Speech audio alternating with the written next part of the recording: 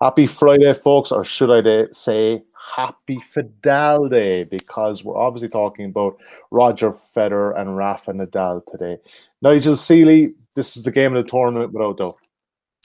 Yeah, it certainly is. I mean, I haven't really looked forward to many Rafa Federer clashes over the years, and they've been quite sort of non-eventish, really, especially on clay events recently for Nadal. But this one, I really am looking forward to. I think it's probably one of the last times we're going to see the two greats playing each other on a Wimbledon centre court.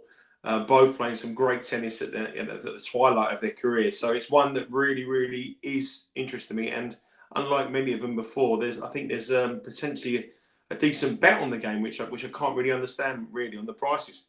Yeah, let's talk about that, because I'm kind of surprised, as you are here, to see Nadal at such a short price. 1.77 currently.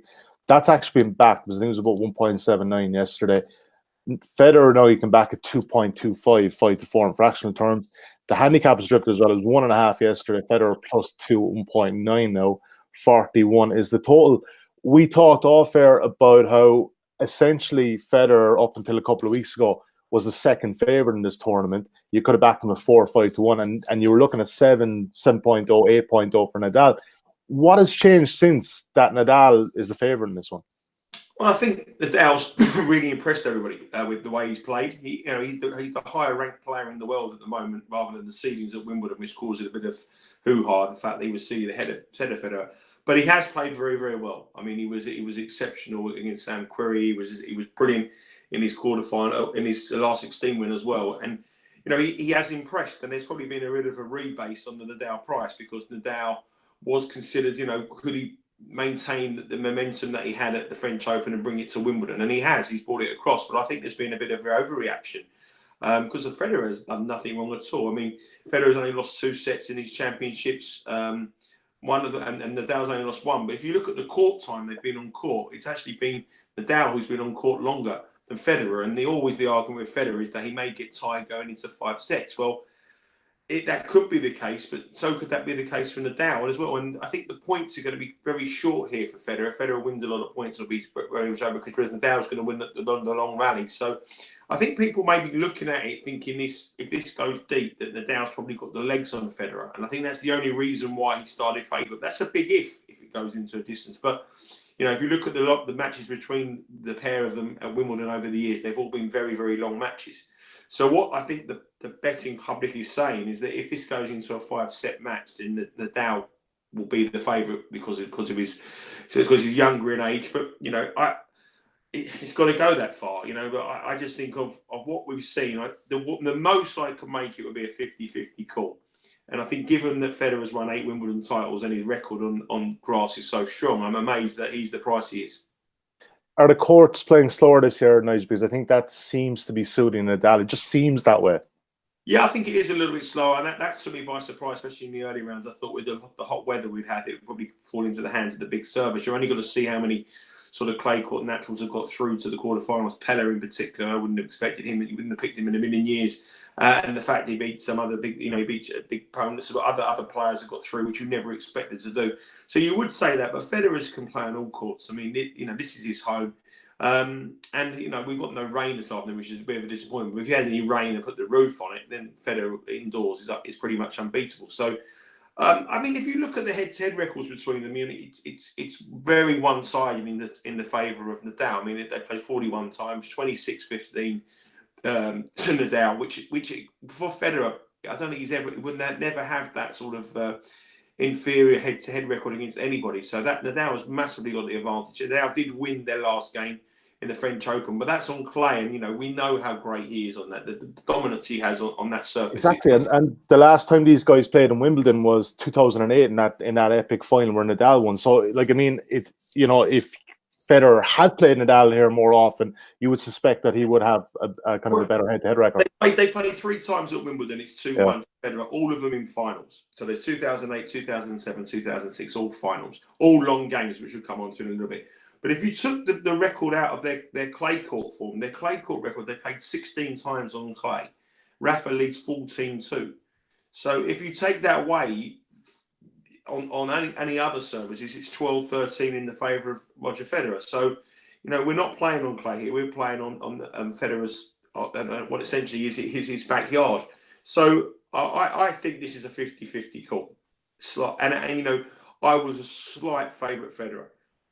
Given my form in this tournament, it means nothing. But I think 5-4 is the bet. Now, the way I'm sort of looking at this game is I'm thinking if we do go into the fifth set, I think that Nadal will probably have the extra length and probably the better fitness going into that fifth set deep, despite him coming on the back of a French Open. But the French Open success, he won breeze through without hardly losing a set. So he's not going to be taking much physical exertions out of himself on that performance. So I think going into the final set, you would have to think that Nadal would have the legs, and especially if it went into a real long match like we've seen before.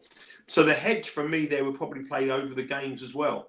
I know Matchbook are got 41, which is a push at 41. If you look at their records, they've played in the 2008 final 62 games made up. In 2017 there was 52 games, and in 2016 there was 41 games.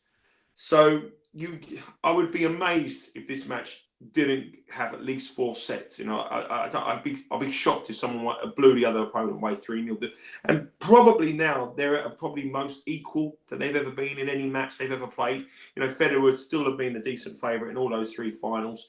Nadal would have been a decent favourite also. So this is the first time that they're probably 50-50. So I think that the games probably deserve to be probably at least 1.5 higher than that. I probably would have had it about a 42. The average games between the two of them is 51.66 on grass. I know there's only a small measure there, only 3 games, but it's still something. And I think this will be a very cagey match, because the other thing as well is that if it goes deep as well, the Djokovic will be sitting there rubbing his hands, because if these two come through and he's got to play them at the age they are, he should breeze through that game. So I think Federer is the bet. I think it's probably the best bet of the day at the prices. I think that on the match outcomes, I think he just purely on what he's done at Wimbledon, purely with his record, and his record against Nadal on any other surface outside clay, he holds the winning advantage. I don't see any reason why he shouldn't have been slight favourite for this. Nothing at all. If he come through at 5-set epic, then the round before, then I would say yeah, but nothing really suggests why he should be the price he is. Yeah, and even there, he dropped the first set against Kaina Shikori, and you would have suspected that maybe there was kind of a chink in the armour, but he just went up a couple of levels. And Nigel, let's be honest, if I told you prior to the tournament that I could offer you 2.25 on Federer in a semi-final, not even playing Djokovic, let's be honest, we'd be taking that right. Oh, right. Yeah. He's the only person in the draw I thought would ever be favourite with him would be Djokovic in the final. And, it would give it, like I say, given his record on this surface, he's the greatest of all time. And you can get this kind of price against somebody who arguably is past his best as well, although Nadal is playing very, very good tennis here. It will be I've never really got involved in these matches. I've never really got involved in finals and Nadal v Federer. I've never really got involved because I'd always used to think, well, there's no value and the prices are what they are. But your point there, I think if you can get 5-4 on Federer to win this game, I do think it's a value. And I think there will come a time where he will trade favourite at one stage. I think, again, this is a real trader's paradise. I think this is a perfect sporting occasion for Matchbook and the exchanges, because there's going to be so much money traded here, and it's swingy. It's going to go one way or the other. One guy's going to win one set, the other one's going to win the other set, and you might always get down to that fifth set decider. And that, I think, is the reason why Nadal is the slight favourite, because I think the punters are predicting it will be long. And if they predict it going long, I think they think themselves, well, Nadal would be favourite. And you've seen matches in the past where someone starts favourite, and then as they go on, in the fifth set, it's a flip-flop. And I thought that's what will be the case here. But there's nothing stopping Federer blowing away in 3 or 4 sets either. But I do think this will be a 4 or 5 set match. Yeah, so the angle is over 41, and obviously Federer 2.25. Currently 4,500 available at 2.25. So grab it quick. Only 39 Grand Slams between those players too. Just they're just average enough guys. Let's look at the first game today, Nigel. Novak Djokovic against Roberto Bautista. Good, obviously no surprise here. 1.09, edging towards 1.1 even for Djokovic. Bautista good 11.0 handicap here, and Bautista good has been backed here overnight. 7.5. He's getting the start and it's currently 1.89. That was 1.98, yeah, yesterday evening. And the total is 32, slightly favouring the under. Bautista Agut is one of the few players to have beaten Djokovic twice this season, Nigel. It probably doesn't come from much, though. I mean, like, he beat him in Doha and Miami. Djokovic in a Grand Slam and at Wimbledon in current form, he's a different beast. Over 5 sets, there's no one who can battle points and consistently win points like Djokovic does. So, you know, you can beat him twice over 3 sets, but over 5 sets is a tough ask. I do think Bautista has played unbelievable tennis here, shocked everybody. I think he's been the surprise package of the tournament and one of the players of the tournament. We knew the top 3 would be there, but Bautista Agut has played just as good as anybody else. And he's always been someone who's capable of having some great form, but he has blips in his match. In the middle of his matches, he loses a bit of confidence, and it just goes over the place. So I just think that this could be a long one as well. I think I give him a chance of getting a set. So play that however you will. I mean, in the last 3 matches he's played against Djokovic, he's taken a set. I think they've played in 3 previous Grand Slam matches, not at Wimbledon. Every single time Bautista Agut has taken a set of him. He's beaten him twice already this year, so his confidence is going to be sky high putting in a performance. But I don't think he can beat him over 5 sets. My angles here, I mean, we tipped up yesterday on the betting emporium, Bautista Agut plus 8.5. Obviously, that line's gone. It's 7.5. If you look at their last 3 matches on best of 5 sets, Djokovic has won 6, 7, and 6. So he's failed to cover that 7.5 or that 8.5 on. Sorry, no, we tipped him up at 7.5, not 8.5. Sorry, he's failed to cover that handicap on the 3 occasions they met on Grand Slams, and I think that he might find it tough again to do that again. I mean, that's a tall order in a Grand Slam semi-final to win by 7.5. Bautista Agut, it's a big opportunity for him. He's never been in a Wimbledon semi-final before, so you know the occasion might get to him. But I think he's a steady Eddie, and I think he does cause Djokovic problems. So I think the 7.5, which is being backed overnight, I think that could be an angle. I think the over the games could be an angle here. If you think that Bautista Agut will take a set, which I genuinely do. You know, you said 31.5. 31.5, yeah. Sorry, 30, 32 is the flat. You can get 31.5, but you just got to pay a small more juice for a night. Yeah, well, 32.5, 31. If you get into a full set, then you should be in money, unless you're extremely unlucky. So then you know you can just play the obvious bet, which is I would say that Djokovic to win 3 sets to 1, 3 times in 3 Grand Slams, 3 sets to 1. Taking a set off him in the last 3 matches they played does cause him problems. And Djokovic, I think he'd want to be. I think he'd want to not. I don't think he'd want. I think he'd want to be given a little bit of a test in the tournament going into their match against either Nadal or Federer. So 3-1 scoreline wouldn't really be a massive disappointment for Djokovic. Obviously, he wants to get him off court and win as quickly as he possibly can. But I think he'd like to play a little bit more tennis if he knows he's going to go into a big one on Sunday against Nadal or Federer. You want to be at the tip-top four. So it wouldn't be that bad. So play it as you will, really, all those 3 markets. I do think Djokovic will win. I think he'll probably win in 4. And that brings in a multitude of different markets. You know, you could lay the Djokovic 3-0, play the 3-1, go the over the games, play the handicap, whichever way you feel free to play it. But I do think this will be a little bit of a test in it, but Djokovic will come through with flying colours in the end. Yeah, Djokovic currently 1.71 at 3-0, so you could lay that there. And 3-1 for Djokovic, you want to back it, is 3.96.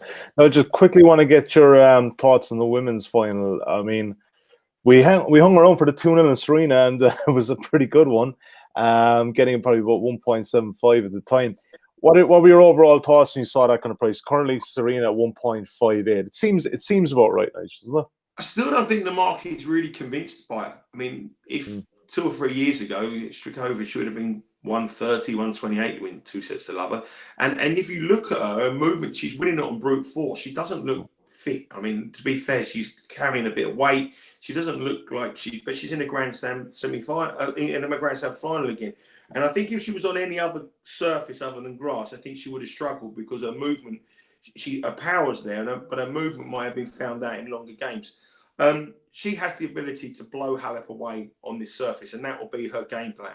But if Halep can stay tight with her in the first set and can keep it close and get down to a couple of crucial points. And Halep has definitely got the potential to beat her, because I still don't think Serena Williams, she doesn't look like she's training as much as she does. I mean, she's got a family now, and I still don't think tennis is the main priority. She's bidding for history, and she wants to do that. But obviously, that's a main focus for her. But I think if you can get her in a long game, she's still vulnerable, because I don't think she's match fit, really. So personally, I think Serena Williams is a worthy favourite, because we've seen Halep freeze on the big occasion before, but I don't think it will be as easy as you think. I'd probably say Serena Williams will probably win it 2-1, but I don't think this will be a blowout. I really don't. I think Halep will have her chances, and it's whether she's going to take it. But I think Serena totally has the strength to blow anyone off court, and I think that is the game plan. But for me, I'm going to probably go with Serena Williams to win 2-1. All right, sounds good. Nigel, best bet of today is a Federer. Is the Fed Express 2.25? I think we've got to at the price. I think we have to. I mean, really, every argument we make and every point you make, it comes to the back. Whichever way you look at it, you come back to the same point that you had all along, that Federer at 2.25 is too big. Ideally, if you're Federer backer, you wanted to do it 3 straight sets. You don't want it to go into the 5th set. So as a hedge, I play the total games as well. But I do think this will be long. But I'm probably taking Federer to win it in 4 sets. Hopefully, that'll be what I like to see. But you just looking at it, every point you make and every angle you come back to comes back to that Federer price. It's just being too big. Sounds good. Yeah, I totally agree with you, Nigel. Thanks for your analysis all week. Really much appreciate it. We're going to finish strong here. There's going to be a Federer and a Djokovic final. Let's be honest. It has to be, Nigel. We hope so. We want Federer to win in 4 sets, 7-6, 7-6, 6-7, 7-6, and we want Djokovic to win 7-6, 7-6, 4-6, 7-6, and then I'll be happy now. Not asking for much. It's an easy game, Nigel. An easy game. Not asking for much. All right, mate. Thanks for taking the time, and thank you for watching today. Don't forget, if you haven't got a Matchbook account and you want to sign up, £10 risk-free bet is all yours. You can check out details of that at offer.matchbook.com and enjoy the tennis today.